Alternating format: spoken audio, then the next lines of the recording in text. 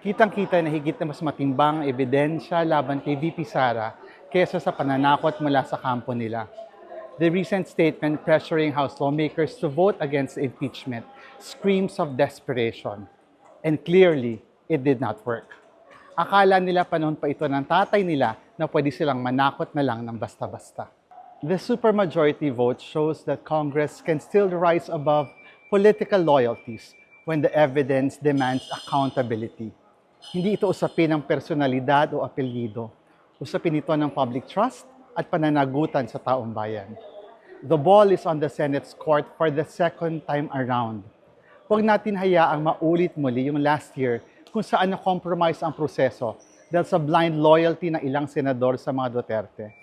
The Filipino people must stand firm and remain vigilant in defending the constitutional impeachment process.